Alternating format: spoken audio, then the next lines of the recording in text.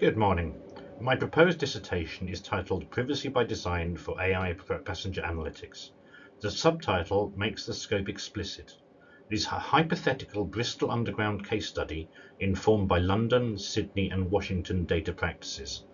I've shortened the title because the previous version tried to carry too much of the project scope at once. The project not trying to build a new transport AI system, it asks how AI-enabled passenger analytics should be governed if such a system were designed for an urban underground context. Urban transport systems increasingly rely on data-driven technologies to improve service, planning, passenger flow forecasting, crowd management, and operational decision-making. Artificial intelligence can support these activities by identifying patterns in passenger movement, predicting demand, and helping transport operators allocate resources more effectively. However, passenger analytics also creates data protection issues. Even when data is aggregated, transport data can reveal behavioral patterns, location histories, and mobility trends.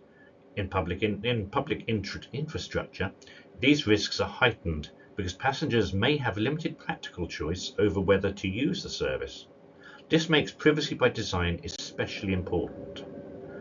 The central problem is that AI-enabled passenger analytics can provide operational benefits, but these benefits depend on data practices that may affect privacy, fairness, transparency, and public trust. A transport authority may want to analyze station crowding, ticket flows, or movement patterns. Yet these same activities can create risks of excessive data collection, weak purpose limitation, unclear accountability, or insufficient explanation to passengers. The issue is therefore not only technical, it is also organizational and regulatory.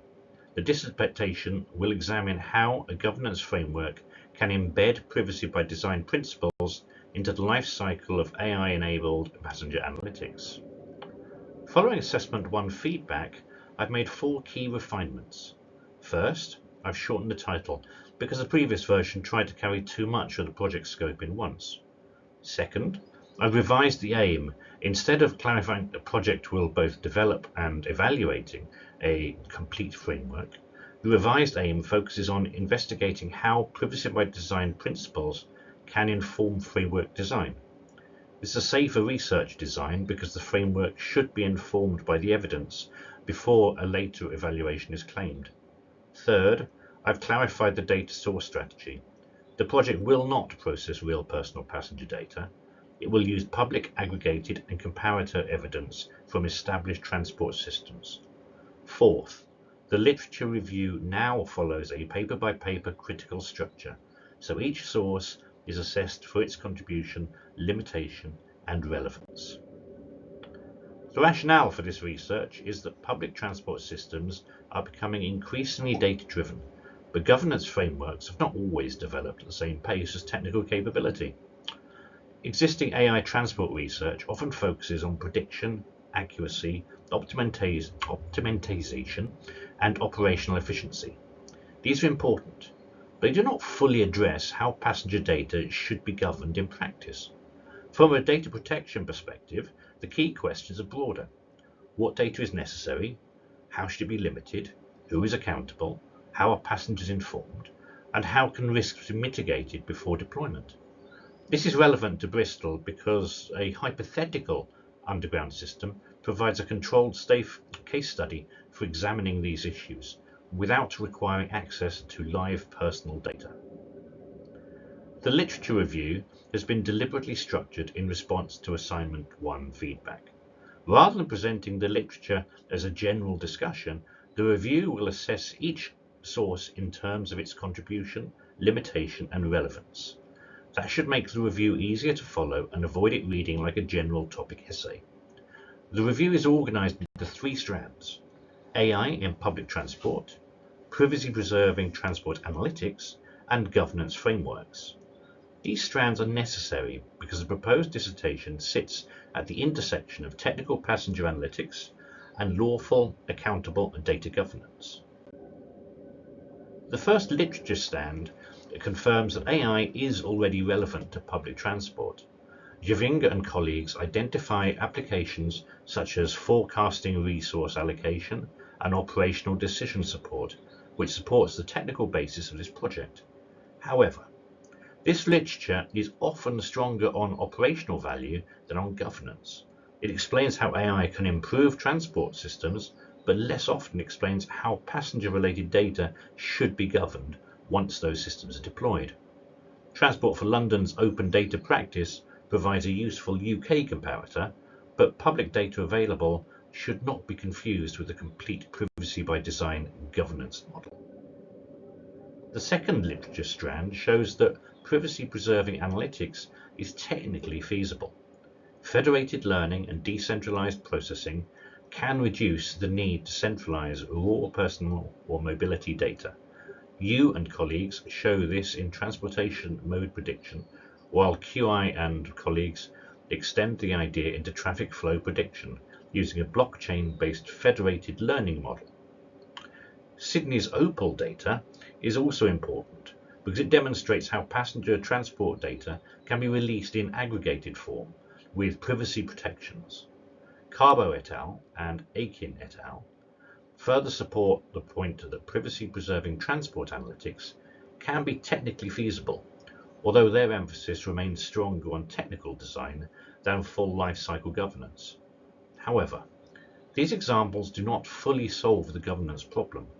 They show technical possibility, but not a complete lifecycle framework for accountability, transparency, DPIA controls, and public sector oversight. The third strand provides the governance foundation. GDPR and UK GDPR establish principles such as lawfulness, fairness, transparency, purpose limitation, data minimization, and accountability. ICO AI guidance helps translate these obligations into AI systems, design and risk assessment.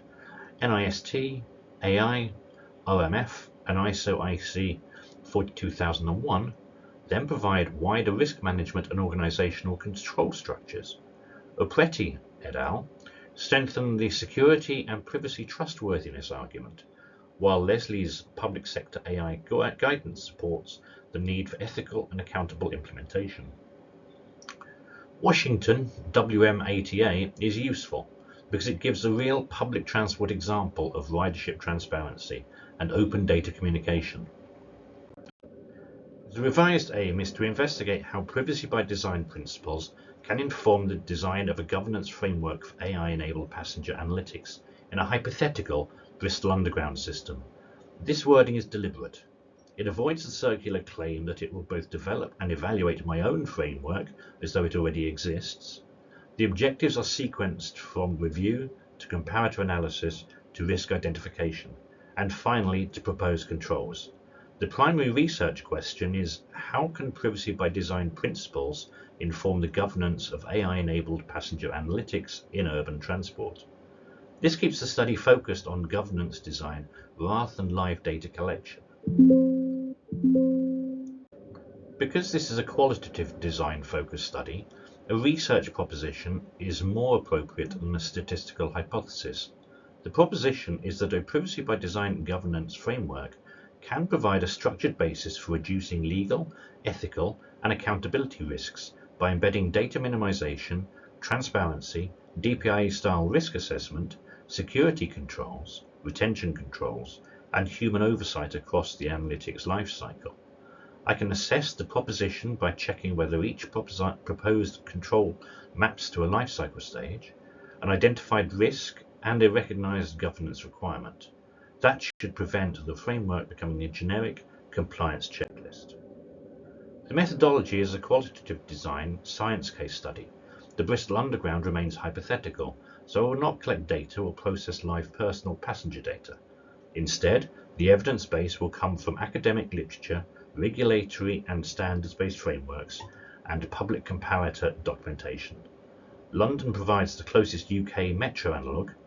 Sydney provides an example of an aggregated Opal tap-on and tap-off data release.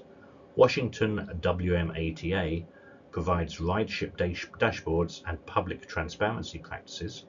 From these sources, I will construct synthetic passenger analytics, scenarios based on realistic use cases, such as station crowding, demand for forecasting, and service planning support, rather than fabricated personal records.